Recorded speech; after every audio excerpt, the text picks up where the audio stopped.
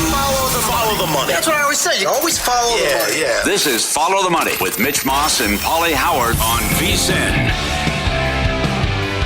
Welcome in. It is Follow the Money. Mitch Moss, Pauly Howard, live downtown Las Vegas. This show is brought to you by DraftKings.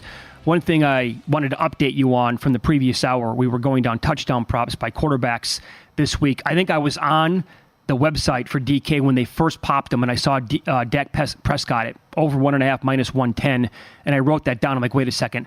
It was corrected soon thereafter. It's minus 245 on Dak Prescott, which makes obviously way more sense than what I saw right away. Andy Gresh joins the program here to kick off this hour. You can catch him 10 until 2 with Christian Fourier on WEEI weekdays in Boston. Andy, thanks for the time today. How you doing? Hi, guys. How you doing? It's quite a week here in New England. Well, and it's also supposed to be quite the weather, at least we thought. It's been called like a nor'easter now for a couple of days. But is that going to be the case come kickoff and during the game against the Jets?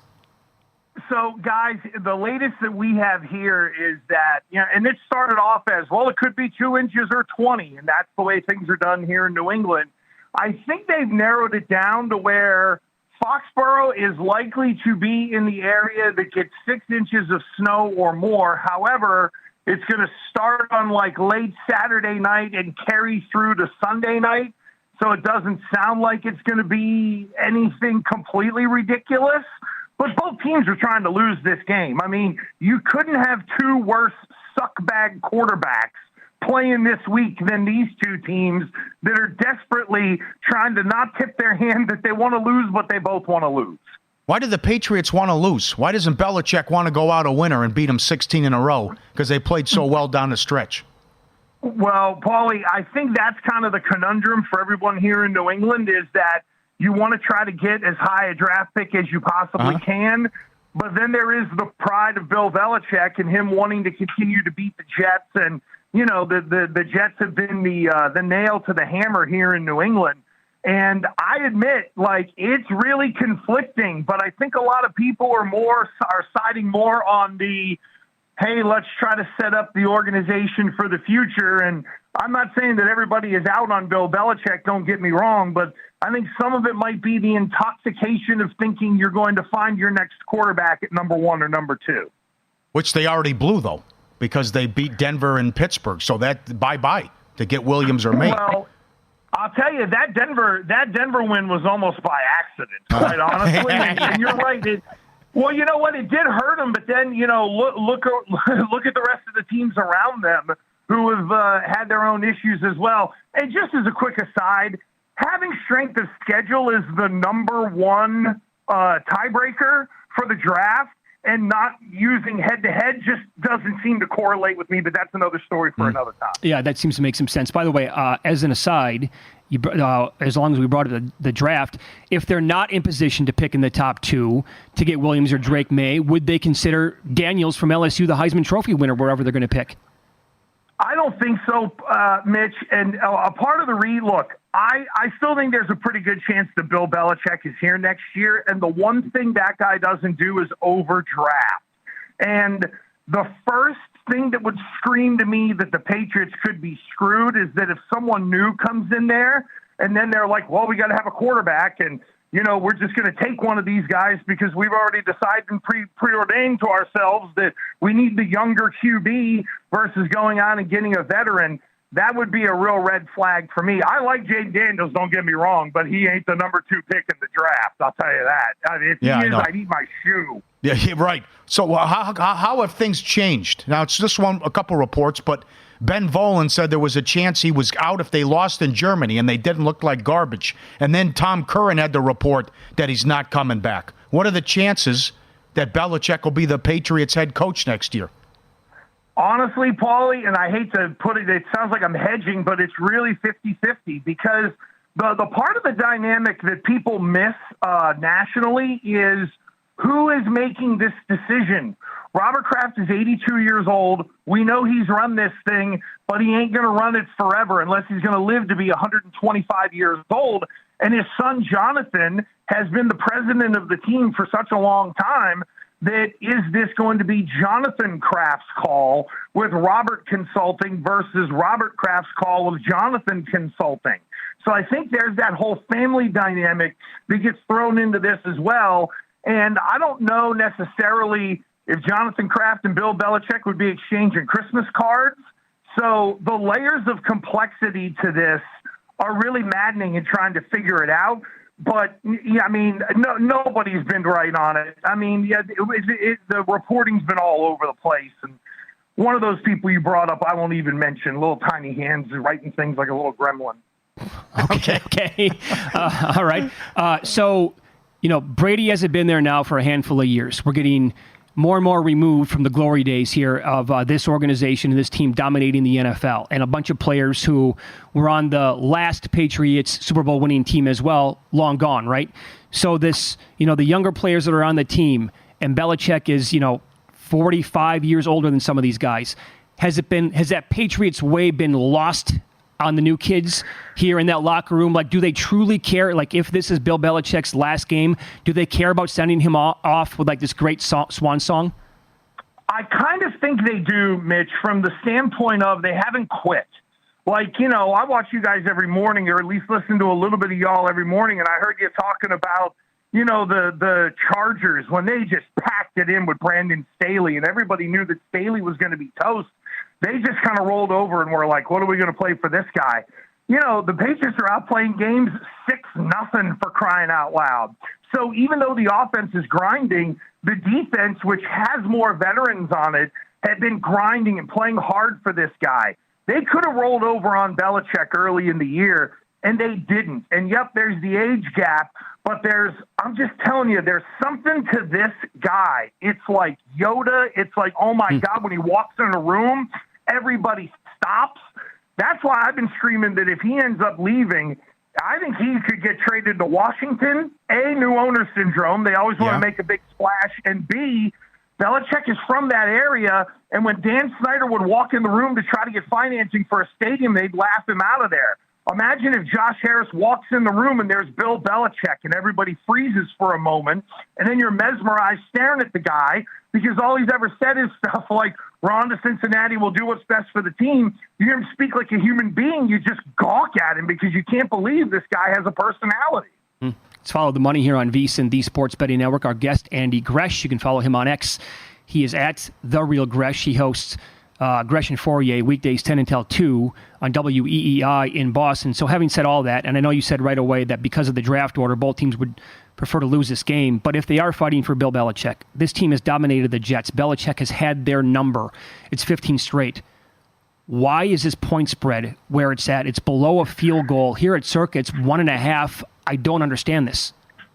Mitch, I would say two things. The weather, even the weather people here still haven't kind of honed in on it. And come on, how do you evaluate fairly if you're a handicapper? Bailey Zappi and Trevor Siemian? My God, I think if Malik Cunningham were still with New England, they might start him this week to try to make sure that they could lose this game or put themselves in a position to lose. But what you bring up is the ultimate conundrum. Belichick hates the Jets like poison. Mm-hmm. He would rather not lose to them. And if it could be his last game, good Lord. I mean, it would be utter chaos. And that's among the many conundrums. Look, here's the things that I'm going through, as a fan. When Tom Brady left after the 2019 season, we didn't know that game against Tennessee was going to be kind of the last hurrah. And I think there are people in New England who are conflicted because it's like, oh, my God, Belichick hates the Jets like poison. Of course, he's going to go out and try to beat them. And then there is the intoxication of having the highest pick that you can. I think they're going to try to play Bill. They're going to play hard for Bill either way. It really just comes down to, as my man Christian Fourier would say, can you suck just enough? That's all you got to do. Just be bad enough to lose the game. That's it. 3-0, 3-2, 6-0, whatever it is. Just be bad enough to find a way to lose this game, because I think a lot of people in New England are much more focused on what's going to happen with the future versus, hey, does Bill get a win in what could be his last hurrah, which we don't even know if it's his last hurrah. Yeah. Also, I look back at the Jets' last game against the Browns when Flacco's been great, but at some point And we've talked about this throughout the year. When an offense can get absolutely nothing going for a full season and you have a great defense, at some point does that team's defense just tap out on the year? And did that come against the Browns? And did that unit just say, I can't wait to get out of here? I think there's a lot of that. Like, we underestimate the human emotion that is involved, especially at the end of the year, right? Like, Sure. Think about it. How many of these guys are going to have, whether the Jets fired up or they got those first-class tickets bought for Monday night to go fly to Bora Bora or whatever it is for a lot of these dudes and teams to check out. Now, again, with Cleveland, they're playing in the playoffs. With New England and the Jets, you don't have to worry about it as much.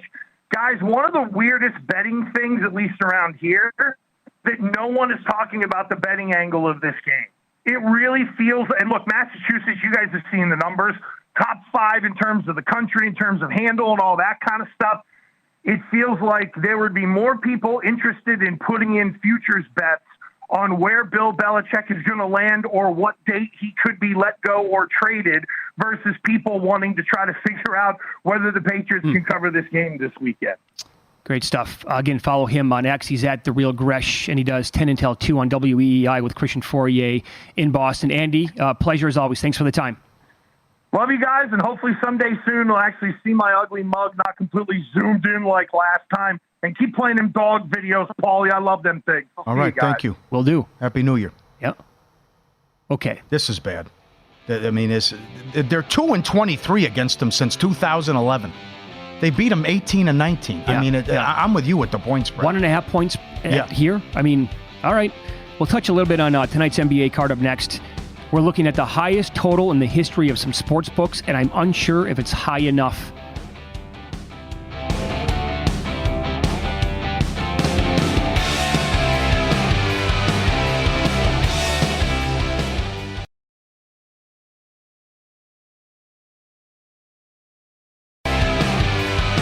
I'm a VSiN Pro subscriber today. Get a daily email recapping all the best bets, every host and guest. Unlimited access to the VSiN.com/picks page. Sort by sport, matchup, date, and more. Check the leaderboard to view betting records, profit, ROI, and who has the hot hand. That would be Matt Humans. Pro picks, betting splits, power ratings, dog videos. Become a VSiN Pro subscriber today, $9.99. VSiN.com/subscribe. Wanted to point out one thing tonight in the NBA, because we did bring this up on the air today to look forward to the overnight number last night. Hawks-Pacers playing tonight. It's the highest total in the history of DraftKings Sportsbook. It's also, which means it's the highest total in the history of every other sportsbook, not in Las Vegas, because since PASPA got shot down in 2018, there you go. Boom. It opened 264.5 last night. It's been bet down to 262.5.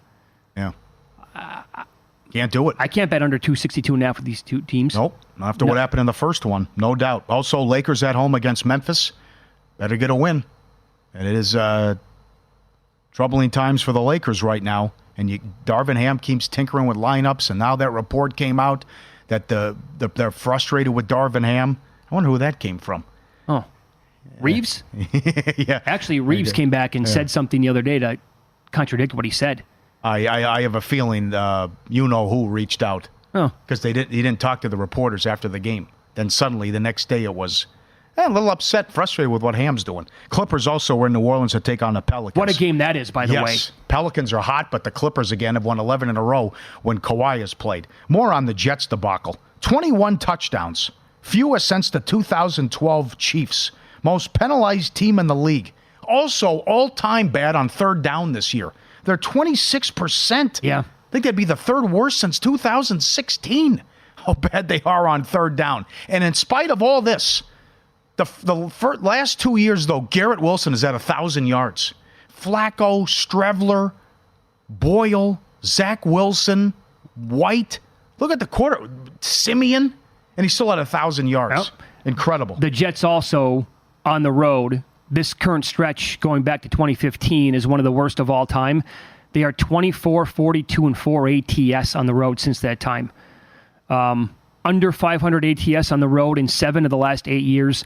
1-5-1 ATS this season. Again, we just had a guest on, Andy Gresh from WEEI in Boston. Now, he was making a case like maybe the Patriots should lose for the draft pick. I understand that, but Belichick, to me, doesn't seem like a guy that's going to be playing for a draft pick next year. No, yeah. He's a week-to-week guy. They already blew it. They already blew it with the 2 wins. We'll talk to Adam Chernoff coming up in 45 minutes. Why is it 1.5?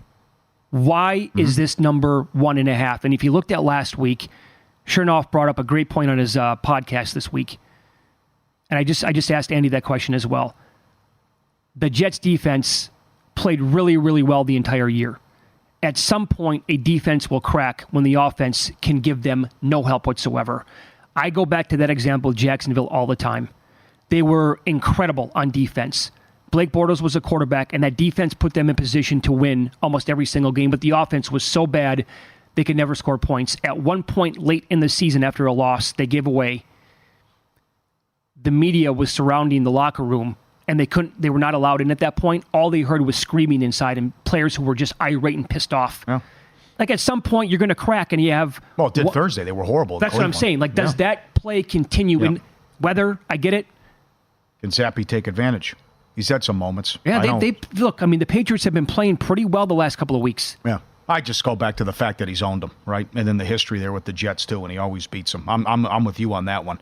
Detroit game's tough. Detroit defense, 25th against the pass, 23rd in scoring. Minnesota, -10 turnover differential. 26 turnovers from the quarterback position this year with the Vikings. The ultimate what could have been season. Cousins doesn't get hurt. Ooh. Jefferson doesn't get hurt. How about if the backups just don't turn the ball over? They lost 2 games this year by 2 points and by 5 points where their quarterback threw 4 interceptions. Mm-hmm. Dobbs against Chicago and Mullins against Detroit. And we'll see how Campbell plays it, but I believe Campbell, and they'll go out there and win and try to get this one and get to 12-5 and an outside chance. Who knows? Stranger things have happened. Maybe the Cowboys embarrassed themselves. So, and it's still ticked off what happened with the debacle Saturday night and Brad Allen. So that's a tough one. But again, Minnesota did to themselves with all these silly turnovers. They are 12-3-1 to the under this year in the first quarter, Minnesota. How about the money going back and forth this week on this game? I know, right. Up, down, back, 3.5. Sure. I know. Up to 6. Market said too high, all the way down to 3 at one point. So where are you at with the Jacksonville game? Big things, who's going to play quarterback? But they've had Here's the thing, right? Betting week 18 can be pretty tricky. This is another game where I told myself the whole time, I think you and I are butting heads on this one, I wanted to absolutely bet the Titans for many reasons. I don't think this Jacksonville team is very good. I don't care about last week. Carolina's one of the worst we've seen in many, many years, potentially. Mm-hmm. Jacksonville could be without Trevor Lawrence. And again, Vrabel said this week, losing bleeping sucks. You know that he's the rah-rah type of coach. He comes from the Belichick tree. He doesn't want to lose this game. Tannehill's last go-around here in Tennessee. And I think the players are going to be fired up. Going back, again, they were kept out of the playoffs last year by Jacksonville. Here we go. Fast forward a full year. Payback. Could be, revenge. Yeah. Call it what you want. And I regret not betting it now, but I just... That's the perils of betting week 18. You don't know what's going to happen sometimes with these numbers. I'll take Tennessee if it's C.J. Beathard. But you're getting a lot of guys back, and we'll see if it's Lawrence and then how he's feeling, and he's banged up. It was 34-14 Jacksonville. They buried him in the first meeting. And don't forget, Tennessee this year, pretty good at home. Lost a couple of games in overtime. They have a winning record at home, in fact, on the season. If I bet, and Vrabel is really, really good as an underdog, I still could go with plus 3.5 and maybe take a little bit on Tennessee on the money line. Yep. Stuff that's big for Peterson, though. I mean, the division's on the line. You got to get this one. And with the 8-3 start, come on. It's a great Sunday, though, with 4 divisions up in the air. Jacksonville still in with a loss if Pittsburgh and Denver lose. How nuts is that? Still could happen. ESPN gives them an 83% chance to make the playoffs. The Bills, 93. Get the hell out of here. 93%. That's outrageous. Absolutely, right. So still a chance for Jacksonville if they get beat. So you like the quote there from Vrabel. We mentioned what Zach Taylor said. How about this one? Kyle Shanahan. I expect both teams to go vanilla. We could play each other in 2 weeks. Okay. I'll agree with that one. And it's Darnold against Wentz. Okay, so... But why is San Francisco potentially here going to play some of their starters not named Purdy or McCaffrey? Because he doesn't want to give them 20 days off? Yeah. Right? That's the thought? Mm-hmm. Okay, so then if they do, and Shanahan decides, you know what, yeah, the starters are going to go for a quarter, maybe a half here in this game, and on the flip side, it's going to be Wentz and Puka Nacua, and that's it. Oh, well, hold on now. Puka only until he gets 30 yards. Then he's coming out. That's where I was going with it. He needs 4 catches and 30 yards for the records. And so that could be something like Devontae Adams has 98 catches this year. Do they try to pepper him with targets right away to get to 100 and pull him out of the game? That's the same thing probably with Puka Nacua. Get the record. We'll target him as often as we can here early on in the game. And once he gets those rookie records, bam, he's on the bench. Mm-hmm. And yet, so then this could be Carson Wentz and backups against San Francisco's maybe starters here. That's right, yeah. And they're laying 3 in the first half. There's actually a 2.5 out there. Right. Yeah, that's a good call in the first half. I'm with you there. I'm not so sure. I think they'll play Adams. I think they want this game. That Crosby came out. They want Pierce to get this job. And they beat Denver 7 in a row. John Murray gave it out too on Nessa. John Murray's been unbelievable this year from the Westgate. He's 14-3. Tip of the cap to John. Yeah, his pick on Nessa with Sammy P was the Raiders. Great job by Sammy and John doing that every single week. And John Murray started off, I forget it now, but I watched the videos every single week. Or something? He was, I think he was 9 or 10-0. Yeah. I'm just picking one game in the NFL on a Thursday night or Friday, whenever they record that. Yeah, I like the Raiders and I like the under. I know it didn't mean a lot to Denver. Hasn't had a winning season since 2016, as I mentioned as well. And if they lose, that would be what is it now? It would be 7 straight years with the win total under as well. Nuts. Yep. How about Atlanta, New Orleans? Atlanta won the first one, 24-15. Excuse me. Heineke's got an ankle injury now. Mm-hmm. Art Smith has to go. He's got to go after this game. How many coaches are going to get the axe in the NFC South? Good question. They're 26th in points per game. With all these weapons, come on. It's the biggest indictment of Art and this easy schedule that they played, and they're in this position. They can't even have a winning record. Do you trust the Saints, though? Little Atlanta money here. Saints can get in here. It's still the wild card. Now, does Tampa lose? That's one thing. But if New Orleans wins, the Packers lose, and Seattle loses, Saints are your 7 seed. 3 at home. Would you take Michael Penix in the draft if you're the Falcons? There's a lot of things I could do. Would you take Dan? Could I get Fields? Would I go Penix? I mean, that's a tough call. I saw chatter on X yesterday that, in fact, it was Benjamin Albright who said people that he's talking to, he gets the feeling that Jaden Daniels is thought of as a better prospect than Drake May right now. Oh, is that right? Yeah. That's why I brought that question up to Andy Gresh. About Daniels, I think that's way too high, though. I mean, he was great at LSU. What if we go back to Arizona State? And I'm not in love with May, though, either, so... And then so Penix, if he's on the board in the top 10, he can... All right, we'll talk some props this week. Gilles Gallant's going to join us. We'll go over some anytime touchdown props next here on VSiN.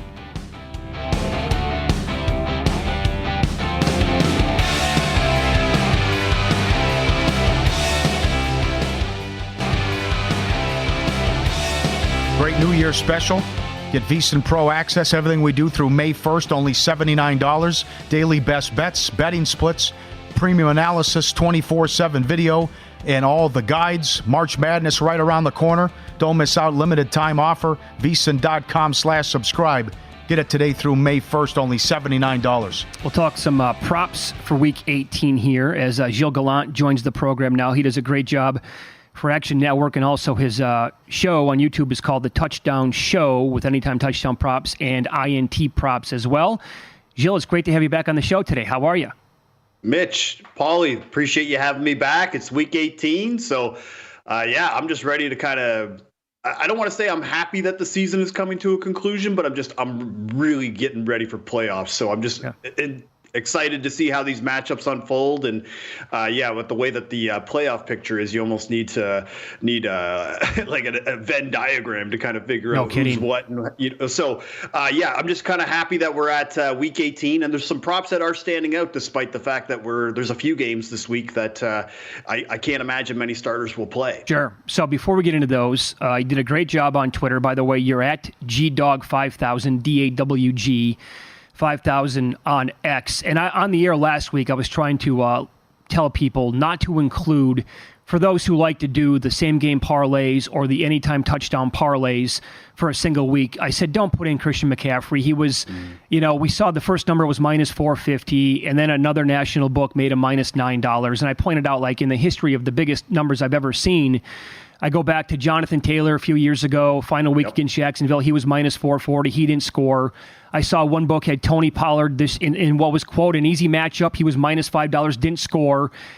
A lot of times when it looks that easy, it's not. But you track this the entire time with McCaffrey. He's been a touchdown machine, Gilles. But what do you have on him if you've bet him every game to score a TD overall?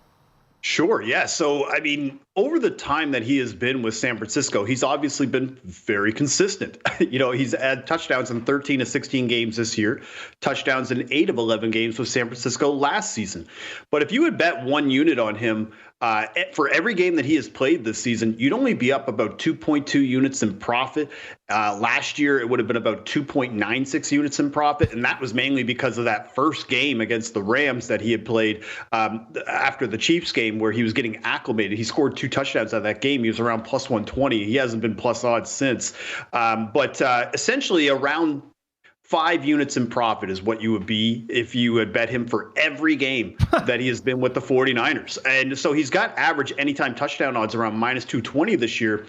But for me, I just find that to be not a waste of time. Like, obviously, I would tell anybody, if you feel comfortable about laying that kind of juice and you have that kind of stake, again, Christian McCaffrey is a very solid touchdown bet, but the touchdown bets are volatile inherently because of the injury risk and because of blowout factor, right? So you could essentially bet the same amount of money on his teammate Kyle Juszczyk since the start of last year, and you would actually be up to 9 units in profit over a 2-year period instead of around 5. And clearly, nobody is taking Kyle Juszczyk over Christian McCaffrey, right? So I just wanted to kind of point that out, but that there are other players, even just on their own team, that you could find better value on in the anytime touchdown market in a given week. So, again, I don't want to knock anybody for taking Christian McCaffrey. I just want people to understand the context and the full scope of what they're doing before they bet something that's around minus 350. Okay, very good. Huge doubleheader tomorrow. Playoff implications. What do you think? What do you have on the 2 games tomorrow? Sure, yeah. So for the Ravens-Steelers one, Pauly, this one is a little more difficult to pick a touchdown because you know that one side, even though they say they're going to try, they're not going to try. Like, they're not starting any of their starters on the Baltimore side. And if they do, it's going to be maybe 1-2 series similar to like a preseason. But I think if you're going to bet a touchdown score in Ravens-Steelers, you should just look at Tyler Huntley because you know that he's going to start. You know that he's going to play pretty much all the snaps. He's not a terrible quarterback, and he has actually pretty good running ability with his legs. He's around plus 450 to score. I think the main thing, too, is that even though he does have 2 touchdowns this year with 6 completions, both of those were in garbage time. I don't trust him throwing the ball. And, I mean, for any Ravens fan, I mean, cover your ears. Last time we saw Huntley in a meaningful game, I mean, he was an inch away from scoring, and then it was the fumble 6 against Cincinnati. Yeah. And now the Steelers, again, they're top 6 in DVOA versus the pass. So this just feels like 17 points max. Like, again, it's still an AFC North matchup. I think I think you still need to pump the brakes on whether we're going to see a lot of scoring. Even when all starters played, it was a 16-10 game earlier in the year. So I think on the Steelers side, the trepidation I have is when you're trying to pick a touchdown scorer on this team, it always seems to be the other guy. Like, if you take Jaylen Warren and you feel like it's a great matchup for him, Najee Harris is in the doghouse. Oh, here he comes with 2 touchdowns. Then you actually take like Deontay Johnson. Great connection with Mitch Trubisky. Then now Mason Rudolph is in at quarterback. It looks like him and George Pickens are being harmonious now with like over 250 yards receiving in 2 games. So I would just say that if you're going to take it, you just have to accept the fact that you could likely be wrong and it's the other guy's week. So that's what I would say with Ravens Steelers is look at Tyler Huntley, and probably George Pickens is who I would look at for the Steelers. Okay. Should be low scoring. I think the night game going to be high scoring, and it was in the first meeting. Anything with Houston and Indy? Yeah, I think immediately you got to look at Dalton Schultz. Now, I'm not going to be talking about the incentives and the receptions and stuff like that. I think that's going to be already baked into this. But Schultz around plus 250 to score is just a good matchup play because the Colts, they're bottom 10 in targets, catches, and yards to tight ends this season. But they've only allowed 3 touchdowns, and that's a little bit of touchdown luck because when you look at who they have played, it just kind of works out that way. But 2 of those 3 touchdowns have been scored over the last 4 games. And then also Schultz, He's got 14 red zone looks this year. That's 5th overall for tight ends in the NFL. 5 touchdowns. All of his touchdowns have been scored indoors. And the other angle I would consider actually is C.J. Stroud, around 8-1 to score a touchdown. Now he is he has 3 rushing touchdowns this year, but Indy bottom 5 in rushing touchdowns allowed, and 6 of those to quarterbacks. So in a do or die game, like I think back to that Georgia game in the semifinal where everybody came in thinking about how Stroud, he doesn't run enough, and he was exerting himself against a defense that had a lot of NFL players, right? So I just think CJ Stroud around 8-1 in a game like this where he does have that kind of athleticism. I would look at him for even just a sprinkle, like a quarter unit play. So Dalton Schultz and CJ Stroud is who I like in this Texans-Colts game. From a Colts perspective, any game involving Gardner Minshew is just chaotic. I think if you're going to be trying to pick touchdown scorers, it's just too difficult as far as finding value. So if you could find a player on the Colts, like maybe Michael Pittman, if you feel fine with that at plus 175, go for it. But I'm just going to stick to the Texans side on this one. Gilles, what are you thinking for the Sunday night, the marquee game of the weekend here? Bills, Dolphins. Josh Allen has now it's dried up here. Last 4 games regular season for him this season, but against the Dolphins specifically, he has really done a great job and owned them in his career. Yeah, absolutely. And I think from a passing perspective, we have to look at Gabe Davis again because he's around plus 280 to score, guys. And the one thing about Gabe Davis is he's been consistently inconsistent for most of the year. But the one thing that has been consistent is how he fares versus zone coverage. Now, Davis has been way more effective versus zone coverage than he has versus man coverage. And when you look at every team that he has scored against this season, it was all zone-heavy defenses. The Chargers, the Eagles, the Jaguars, the Raiders, all heavy zone rates.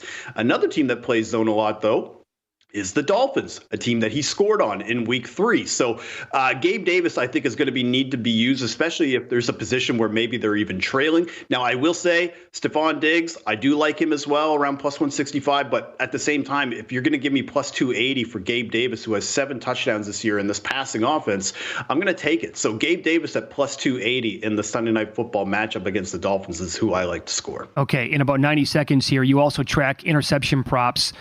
Usually guys who are plus money, but did anybody, tricky week, I get it, but has anybody caught your eye so far? Sure, yeah, it's a baron of backup quarterbacks this week. I'm going to go with Geno Smith to throw an interception against the Cardinals. Now, it's around plus 130. He's only got 2 picks over the last 5 games, but he should have had one last week against the Steelers. They dropped one there. But Geno pressured on 26% of his dropbacks. That's the 5th highest rate in the NFL. So teams are getting pressure into his face. And the Cardinals defense, they're pretty feisty. They play zone at the 5th highest rate in the NFL. Well, Geno has actually thrown more interceptions versus zone this year than he has against man coverage. And the Cardinals, since Kyler has come back, they've been feisty. They forced an interception in 5 of the last 7 games. He threw an interception versus the Cardinals earlier in the season. So I think Geno Smith at plus 130. I expected odds around plus 110. So if you're going to give me plus 130 at this spot, I will take it. Very good. How can viewers of this show find your touchdown show every single week, Gilles? Sure, yeah. So on the Action Network YouTube channel, you can check out the Touchdown Show every week on Sundays. Also, next week, we're going to be all gathering in New Jersey for Wild Card Weekend. We're going to have a big watch party for the playoffs. That's in Hoboken. You can go right to my Twitter account and find that information to attend. But, yeah, Touchdown Show every week at 11:30 a.m. Eastern. Check it out all, and see you on Sunday. Very cool. And he's on X at GDog5000 again. Thanks, man. Pleasure talking to you again.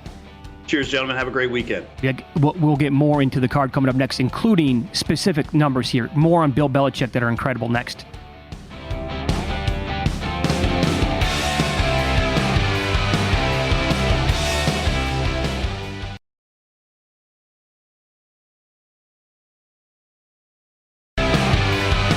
New customers bet $5, pocket $150 in bonus bets instantly. Great NBA card tonight with the huge total with Atlanta and Indiana. Get the league pass rest of the season. Download the app, promo code VSiN when you sign up. DraftKings Sportsbook, the crown is yours. Yeah, one more thing I wanted to point out about the Patriots game this week against the Jets. Belichick, last 20 years, when the total is set at a specific number. So when the total is at 40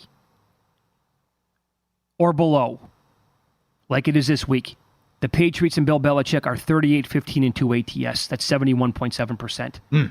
So just bogged down, defensive-minded games. Not a lot's going to happen.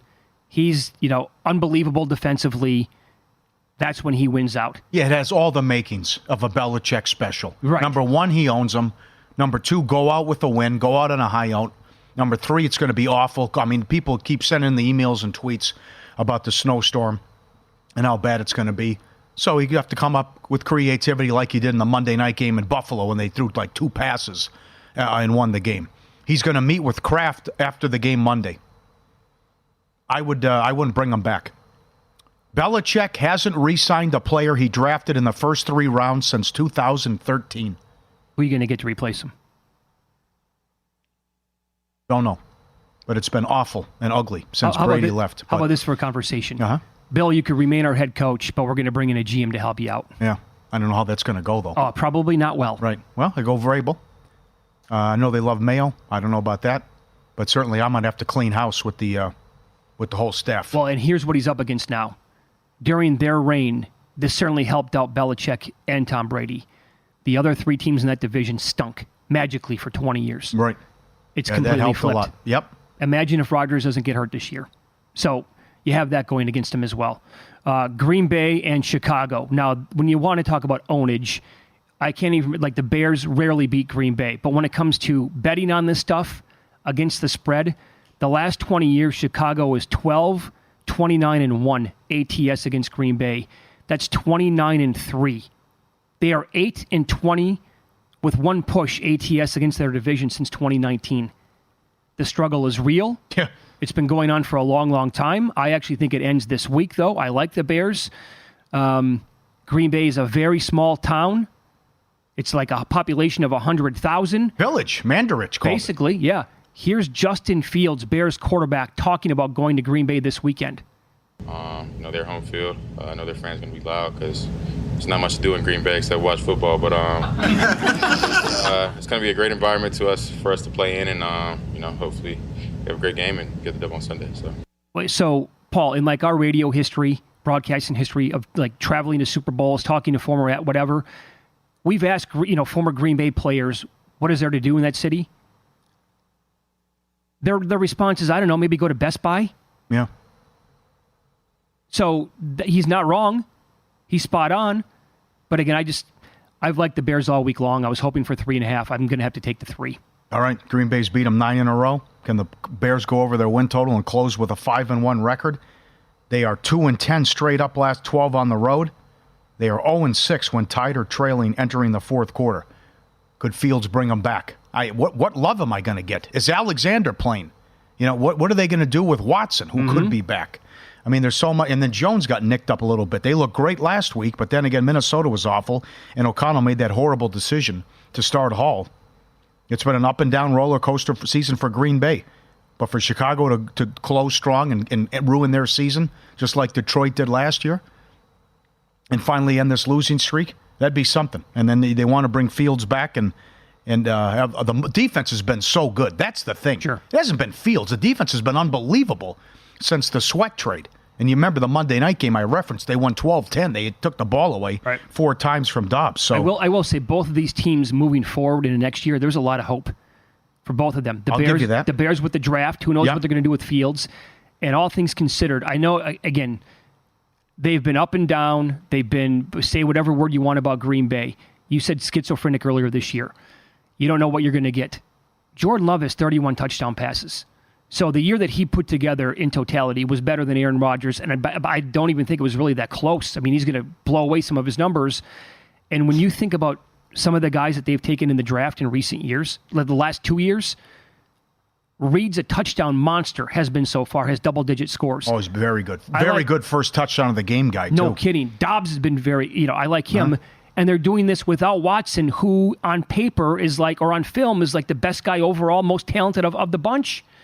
So if the defense can get corrected a little bit here and they get rid of Joe Barry, this team's going to be scary, I think, moving forward. And now, by the way, the people in charge of the front office here who made that comment about Jordan Love, and they were spot on, we're going to have to let it play out and see what Love has over the next 8 weeks of the season. Moving forward, he's going to have to be the guy. Yeah. And, he was playing so poorly for a long stretch to begin this season we did not think that was going to be the case. We said you're probably going to have to look at a quarterback in the draft this year for Green Bay. Absolutely. That's totally flipped now. Yep, full marks to him. I had that one wrong. By the way, the Minnesota parlay to get in the playoffs pays 38-1 if you want to get nuts. So who gets that 7 seed or even the 6? Green Bay can get the 6 if the Rams lose. Remember, they beat them. So, and then New Orleans not out of this as well. And then you have Seattle, Arizona. Seattle's beat Arizona 4 in a row. 6 straight teams have rushed for at least $135 against Seattle. What's Connor going to do? Joke how bad they've been defensively. Well, Arizona's on a horrible run, though, ATS in the division. And we'll see what Geno Smith we get. But, again, I think I have an idea. As the guy's only played well in 2 games this year. They should be able to score. I like it over. But this one is tough about who's going to get that final playoff spot in the NFC when it's all said and done on Sunday. Paulie, this is how bad it's been. They're 1-13 ATS against their own division. Thank you. Wow, that's bad. Yeah. And, oh, my God. They haven't won or covered a home game against the NFC West since November of 2022, and that was against the Rams. But again, current form, are the Seahawks, I'll ask the question again, are the Seahawks truly 3 points better on the road than the Cardinals? Do they deserve to be favored in this game right now, current form, with how both these teams have been playing? No. I'm not so sure that. No. Yep. And 3 points, I had to take Arizona. Yep. I will admit that I did a little bit of that, hoping to win both bets because I have the Seahawks win total over 8.5. So hopefully they can win a game 22-20 here, but that won't happen, I'm guessing. So you ran down the numbers earlier with Driscoll. Blaine Gabbert making his first start since 2018. You want to go with Stick? Okay, be my guest. But this total has crashed as well. This total now 35 in this game, and the Chargers 3.5. KC minus 11 turnover differential this year. Yikes. 14-1 to the under in the fourth quarter. 13-2 to the under in the second half. Gift that keeps on giving. I can't get there with the Chargers, though. I'm with you. Philly minus 7 turnover differential this year. You mentioned this all week. 13-2 last 15 against the Giants. Giants 28th overall in defense, 28th in scoring. Game completely changed when they put Taylor in there on Christmas, and they should have beat the Rams last week. 5-11 against 11-5, and the Eagles here need this to go over the win total, even though they started 10-1, and they've lost 4 or 5. This has been ugly, and good point too about you got to be scoreboard watching, and what happens if it's 14-0, 21-0 Dallas early on against Washington? What does Sirianni do? Yeah, money on Philadelphia yesterday. They are up to 6. Yeah, and that's I think with many of these games, when we do in-pocket plays, I've added another first-half bet. Maybe that might be the best approach for some of this stuff, almost like a preseason game, obviously, in some of these matchups. But I'm looking at Philadelphia now, laying 3.5 in the first half, or you can find a 3 minus 120 potentially out there as well. I cannot sit guys here. I have to close strong and at least have a good showing. I've been so bad for 2 months. If I gotta go for it. I gotta get on the same page with A.J. Brown. Yeah. I gotta have a good game out of Hurts. I have to look at least average defensively. What a joke last week. You blow the division to Arizona? You're up, 17-3 in that game? That's terrible. We're going on a month now where based on the results, the numbers overall, anything that you want to look at defensively, they are one of, if not the worst defenses in the entire league. Mm-hmm. That's how bad it's been. So when we saw that come to a head, that game in the box score was not even close. They allowed 450 yards of offense. They had fewer than 300 on their own. And by the way, this is why you also have to play your starters. You imagine the regret that you have if you don't, and all of a sudden you look up and it's 10-0 Commanders in the second quarter. Mm-hmm. No, that's a long shot. I get that. But you got it. Then not this season. Look at Survivor. Look what's happened since Thanksgiving. Yep, absolutely. Sirianni's going to go back. Oh, man, what could have been? Huh? Cowboys lost it outright. I didn't play my guys. Giants got us. That's the same thing if I'm Campbell and the Lions. Same thing. You never know. Oh, for sure. Yeah, same thing. Right. But you play, are they the early game?